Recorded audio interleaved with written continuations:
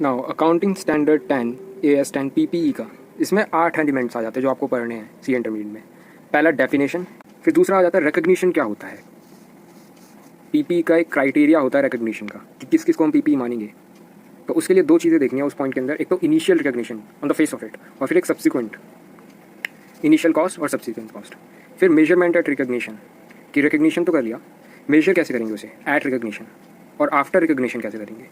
इनमें ए और बी है। What is included in the elements of cost, cost की जो एलिमेंट्स है उसमें क्या क्या इंक्लूड होगा, मेजरमेंट कैसे होगी।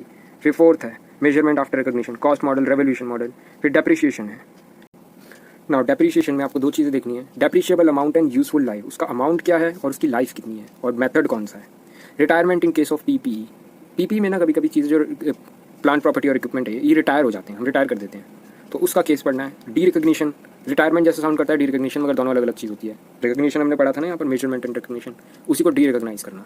डिस्क्लोजर रिक्वायरमेंट, पीपी से रिलेटेड डिस्क्लोजर्स भी देने होते हैं, जैसे AS1 में आपने पढ़ा था। तो ऐसी बेसिकली ये 8 चीज़ें आपको जो पढ़नी है, definition, measurement at recognition, measurement after recognition, what is measurement, depreciation, retirement, derecognition और डिस्क्लोजर, 8 चीज़ें हैं। नाउ AS10 का ऑब्जेक्टिव क्या है, प्रिस्क्राइब करना accounting treatment, help user financial information, एक तो information about investment in PP और चेंजेस उस इन्वेस्टमेंट में। इसके प्रिंसिपल इश्यूज जो होते हैं वो 4 होते हैं। पहला recognition, determination of carrying amount, depreciation और impairment losses to be recognise. Impairment AS28 में आप पढ़ोगे। Scope of this AS standard, basically AS10 सब पे लगेगा पीपी पे, एक्सेप्ट जहाँ पर जैसे कि AS19 हो गया जिसके लिए अलग से स्टैंडर्ड दे रखा है, AS13 हो गया जैसे कि जहाँ पर अलग से इन्वेस्टमेंट्स के लिए दे रखा है, तो वहाँ पर नहीं लगेगा, बाकी सब जगह लगेगा। उसके अलावा not applicable to biological asset other than bearer plant related to agricultural activity. इसको मैं और अच्छे से एक्सप्लेन करूँगा through charts. First of all एक चीज़ हमें देखनी है, AS10 PPE।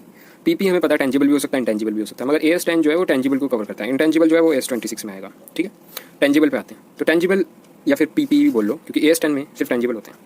क्या होता है, use in production of supply और सप्लाई ऑफ गुड्स और सर्विसेज, या तो प्रोडक्शन में या फिर सप्लाई में ऑफ गुड्स या फिर सर्विसेज में, और फॉर रेंटल और टू अदर, रेंटल्स के लिए, और फॉर एडमिनिस्ट्रेटिव पर्पस, और दूसरी कंडीशन 12 महीने से ज़्यादा। अब एडमिनिस्ट्रेशन पर्पस ये क्या है, रेंटल तो पता है, प्रोडक्शन सेल्स भी पता है, एडमिनिस्ट्रेटिव क्या होता है, तो इसकी डेफिनेशन पीछे दी हुई है।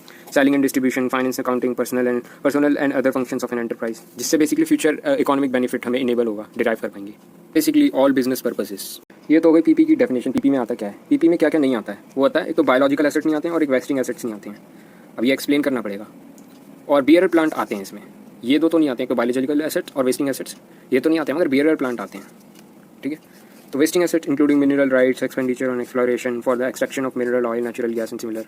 वेदांता लिमिटेड शेयर जानते हो आप। Biological asset basically agriculture, life stock, भेड़ बकरी वगैरह, और प्लांट वगैरह भी आ गए इसमें। बायोलॉजिकल एसेट में आ गया अपना भेड़ बकरी, लिविंग एनिमल और प्लांट।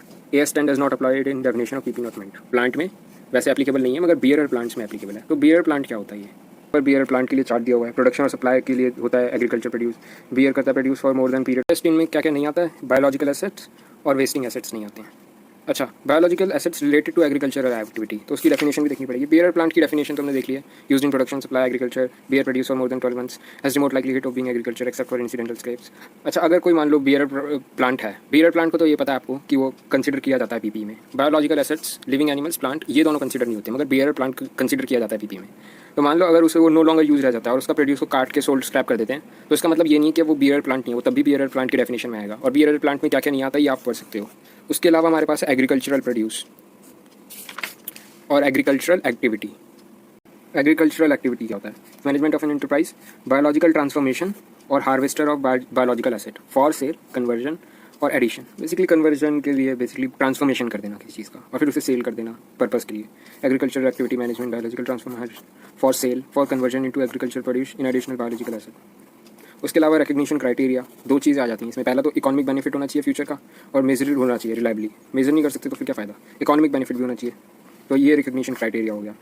इसमें ये बोल रहा है कि जो छोटे छोटे एक्सपेंसेस होंगे ना इंडिविजुअली, उनको एग्रीगेट कर देंगे, साथ में जोड़ के दिखा देंगे एग्रीगेट वैल्यू। और जो बहुत ही ज़्यादा इंसिग्निफिकेंट होंगे, जिनका मटीरियल मतलब हम कैलकुलेट ही नहीं कर पा रहे, expenditure is not material. AS10 की इलस्ट्रेशन बने जल्दी से कर देते हैं। एंटिटी ए है जो सुपरमार्केट चेन है, जो मेजर स्टोर्स है बेसिकली, उनके पास वो कह रहे हैं रिनोवेशन करवा लेते हैं, renovating one of its major store, जिससे ज़्यादा स्पेस आ जाएगा प्रमोशन के लिए।